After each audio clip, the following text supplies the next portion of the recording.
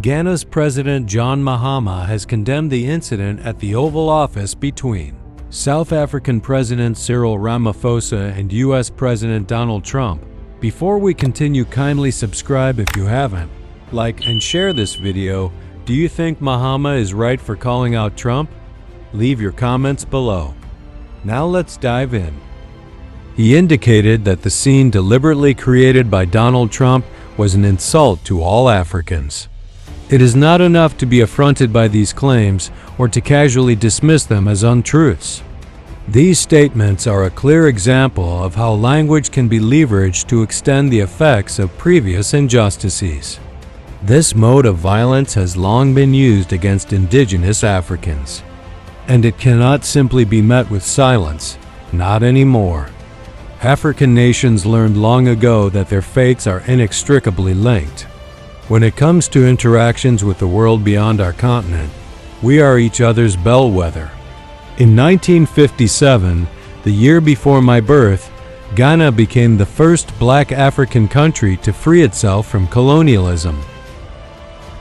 After the Union Jack had been lowered, our first Prime Minister, Dr. Kwame Nkrumah, gave a speech in which he emphasized that our independence is meaningless unless it is linked up with the total liberation of Africa. Shortly after, in 1960, was the Sharpeville Massacre in South Africa, which resulted in 69 deaths and more than 100 wounded. In Ghana, thousands of miles away, we marched, we protested, we gave cover and shelter. A similar solidarity existed in sovereign nations across the continent. Why?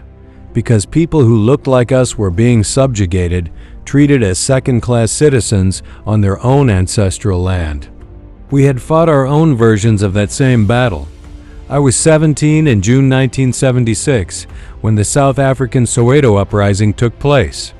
The now iconic photo of a young man, Buisa Makubo, carrying the limp 12-year-old body of Hector Peterson, who had just been shot by the police, haunted me for years.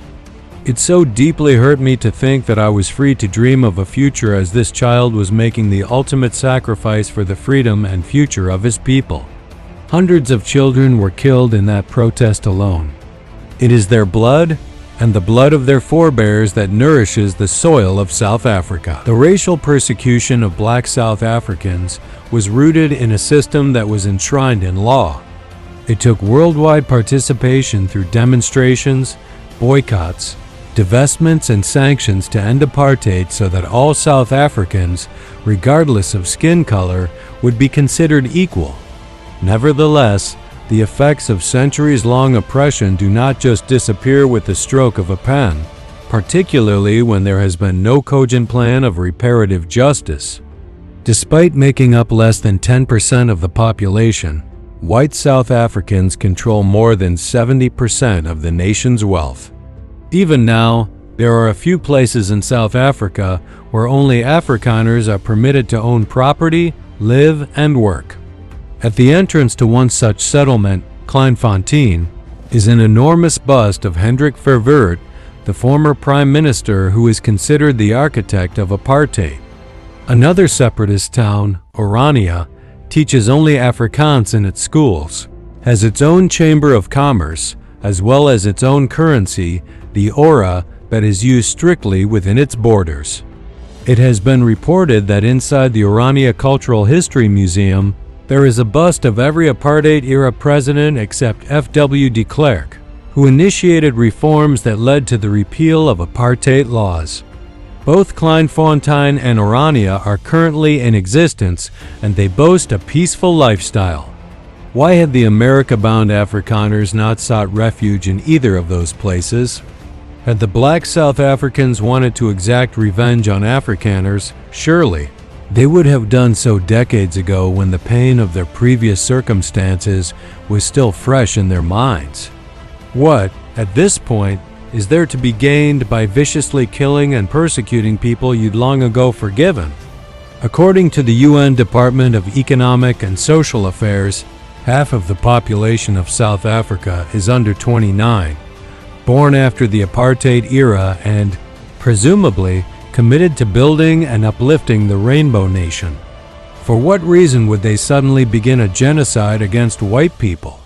Ramaphosa was blindsided by Trump with those unfounded accusations and the accompanying display of images that were misrepresented in one image.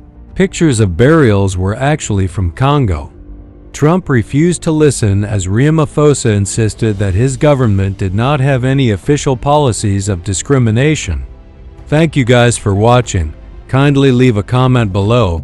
Let's know what you think about President Mahama's speech. See you in our next video. Bye.